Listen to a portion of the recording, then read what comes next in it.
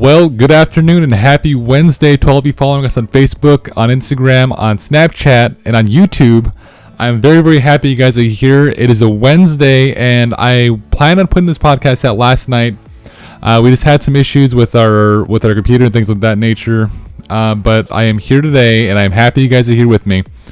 And here's the thing. So we are going to be. I have just launched a new Instagram show. So if you guys are on Instagram, I'll be posting exclusive content on these platforms. So there'll be exclusive content to you guys on Facebook, exclusive content to you guys on Instagram. And as soon as we get up, I'm going to be working on getting up a Twitter account as well, and hopefully on Snapchat as well. We'll be doing this also, and on the website. So if you guys aren't able to get on Facebook, aren't able to get on YouTube for some reason, go to stones-bones.com. You'll be able to find the podcast. And our numbers are growing on the podcast platforms, and I am very, very happy that you guys are listening and subscribing to the podcast platform. So if you guys are listening at home or watching me on Facebook or on YouTube, and you guys want to hear the podcast on the go, search Stones and Bones on Apple Podcasts, Spotify, Breaker, Castbox, RadioPublic. All these platforms have Stones and Bones podcasts, and it's really amazing. So happy Wednesday and good afternoon. My name is Cdale Enick, and you are listening to the Stones and Bones podcast. So tonight we are talking actually about Selenite, and this one is an interesting one. And like I said, we are sticking to a theme on the podcast, talking about the Greeks, the Romans, Egyptians, and it's not on purpose. It's like every time I search these and do research on these stones, these cultures pop up first. And we have a new one. We're actually talking a little bit about India and how they use this also in their culture. Just a smidgen at the end, and it's going to be really interesting. And I hope you guys enjoy the podcast. So I have some pieces on the table, especially this piece. This one's a really cool piece, and this one is actually being sold for $100 at Stones and Bones in Billings, Montana. There's actually a few of these. You guys can purchase this one, so if you guys want this one, make sure you guys comment on the video. I'll be going live as well throughout the week, and I'll be going Facebook Live. So if you guys are watching at home and you guys want a chance to buy some of these items on the table, I have a large inventory with me, and I'll be going live here. And I'll be selling these on Facebook Live, Instagram Live, and things of that nature. So if you guys want a chance to get these, and make sure you guys look out for the live videos, whether that be on Instagram, on Facebook, and make sure you guys are staying tuned into those, because we're going live and we'll be sharing these in groups and things of that nature. So that being said, this one's a really cool piece. I actually have some orange selenite on the table as well. That one's really awesome. And the things that you guys can make out of these are just really, really cool. I mean, this is actually a trend that they'll shape selenite into hearts and wands. And these are actually used quite often. And I believe that these were used also in the Indian culture and I believe in the Egyptian culture as well. And here's the thing. These were once used to make windows in, I believe, the Greek culture, and the Greeks make windows out of selenite to see in their homes better, and they actually attributed this. And this culture, the Greeks, were actually the one to name the stone selenite. And part of where they got the name is because they believed this to light up in their house, whether that be in the daytime. They actually thinned out selenite and made windows out of these, and they attribute it to being the moon. So there was a Greek goddess of the moon, Selene, and this is the thing they tied it to. I mean, they were probably really into the stone, and they knew that this stone, and that this is a form of gypsum, and they knew that if they thinned it out, that it would create some sort of lighting inside of their home if they put this into a wall and things of that nature. So this is actually pretty popular in the Greek culture in the ancient times, and they attributed it to the moon, and they named it after the moon goddess Selene. And that is just one of the really cool things about this stone, is that this is actually, and this is probably A really cool way to look at the stone as well is that these were actually used in culture and used in the Greek culture for windows. And it was fundamental to them lighting their homes and things of that nature. That being said, this stone can be found on every continent in the world, and they are a type of gypsum. The level of hardness on this, now this is kind of crazy. The level of hardness on the selenite is actually a number 2. So these are really, really soft. And I believe I've read online that people will actually make wands out of these, and there's in some cases they're actually able to bend the wand a little bit, and there's actually a form of selenite that is actually curved, and that is kind of cool. They can be found in caves in Mexico, and milky white selenite is referred to as satin spar. I have some orange selenite on the table, and I wasn't too sure if this was actually orange selenite. I actually had to message Crystal and confirm it. Or actually, she confirmed it by sending me a list of what I got on the table. And these are really cool. I'm not too sure where this one came from. And this is not the only color that selenite can turn. I mean, this stone, not only is it a mineral that can change colors in different elements and grown in different elements, white being the most in quantity around the world. Different colors can occur when selenite forms with other minerals. Green selenite occurs in South Australia, gets its green color from copper. Desert rose selenite in Morocco when it mixes with things like sand. Selenite can contain druce, iron, silver, and sulfur. Colors can include blue, golden, green, gray, or shades of peachy brown, and that is what I have on the table. This is like a peachy color. So if you guys are listening on the podcast platforms and you have not had a chance to check us out on Facebook and watch actually the video version of the podcast, I am sitting here and I am holding selenite and I am talking about it on camera. So if you guys want to see what I am talking about, make sure you go to facebook.com, YouTube, and search Stones and Bones Billings, and you'll be able to find the podcast, as well as stones-bones.com. The podcast, the video version of the podcast is front page on the website. That's stones-bones.com. Now, the meaning of selenite, all that being said, there is a really big metaphysical properties that are sought after in the world. People who practice this metaphysical properties, they actually search for selenite because it has those properties, and it is said to be an illumination stone, brings balance, harmony, peace, and the stone of reconciliation.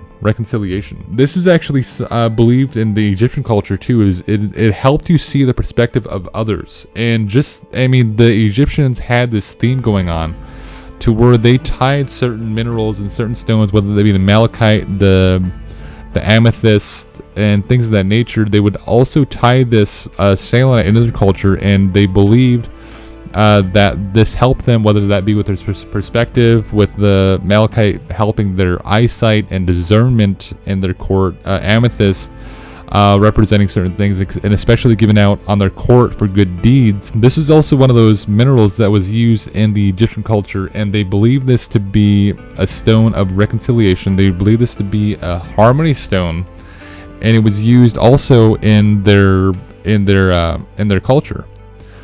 And one of the things about selenite in today's groups of people who are into the metaphysical properties of selenite is they believe it to benefit working relationships. And I've read stories online where people actually use this in their meetings. They use this in their workplace. They use this especially when they're going to meetings with people, and they'll give this as gifts to sort of represent that working relationship, and to them they believe it to give that metaphysical property to the working relationships.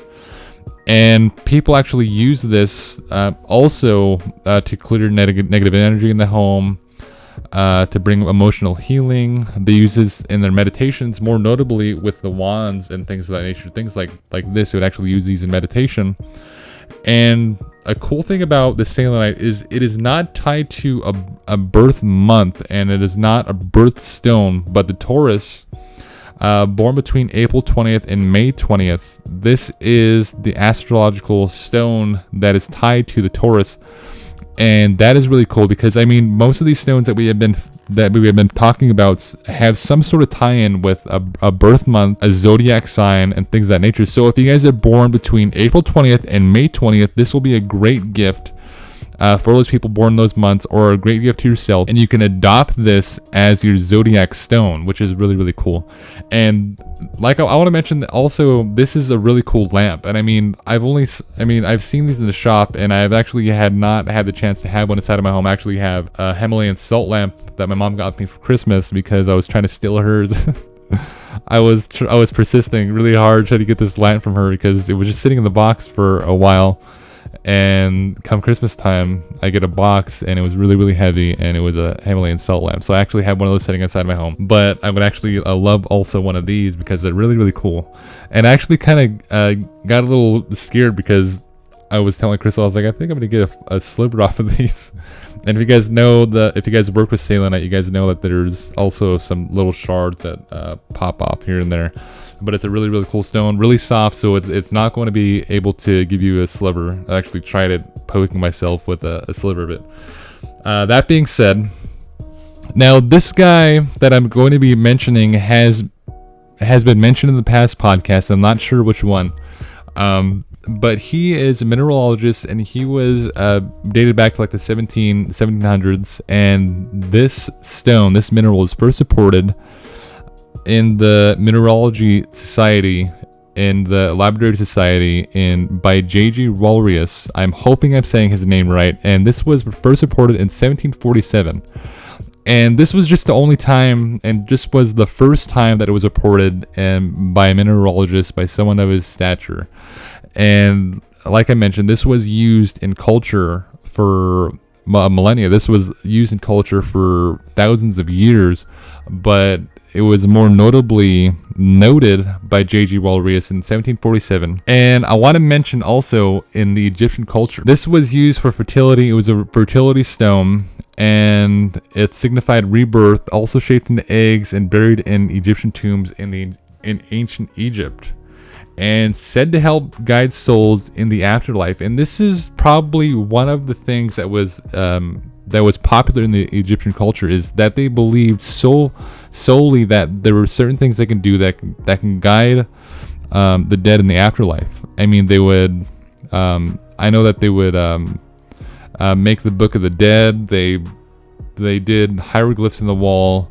More notably with malachite, they would actually use malachite to get the green colors out of the in their hieroglyphs. And this was a huge thing in their culture. So giving a stone and getting a stone and attributing it to help them and help their dead in the afterlife was a huge thing in their culture. And just like I said with the malachite, that it was significant to their deity's existence, things of that nature. It's not hard. It's not an easy thing to come by in the Egyptian culture, that they attributed stones to their culture. I mean, it had to be a really special stone to give meaning to their culture and to signify certain things, especially in the Greek culture as well. Greek mythology and ancient Egyptian mythology, it's just extremely interesting to look into, and the way that they went about using the stones is really interesting. In ancient times, now this is kind of interesting. In ancient times, this was back when I forget which culture this is from. I wrote this down. I didn't jot down where this came from, but in ancient times, they actually used the selenite to extract stones from the gallbladder. And that is kind of interesting because, I mean, if you look into all these stones that I've talked about in the past podcasts, whether that being quartz crystal, malachite, the golden healers, things of that nature, they actually used a lot of these things a long time ago for medicine. And people in their culture, whether that be people who are referred to as witch doctors or doctors in those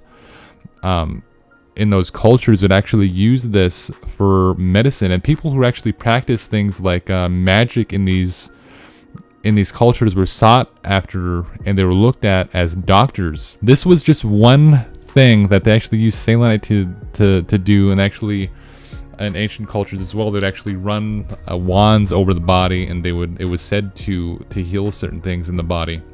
And that is also a practice used today in people using selenite for meditation. And in India, and this is probably the first time we're going to mention India, and I'm hoping that I can find more also on more cultures around the world. We've covered China, we've covered India now tonight, and we've covered this afternoon. And we've covered Greek culture, we've covered the Egyptians, the Sumerians, the Assyrians, and the India culture. They would actually make amulets of selenite for spiritual purification, and they believe that this improved memory. And that is just one of the ways that people can use the selenite for your healing and for your practices. And it's just a really interesting stone and a really interesting mineral. That being said, I hope you guys enjoyed the podcast. I hope I put together a good thought for you guys to take home, and for those of you who own selenite, you can actually apply these to now to your knowledge, knowing what selenite signifies and how it was used around the world.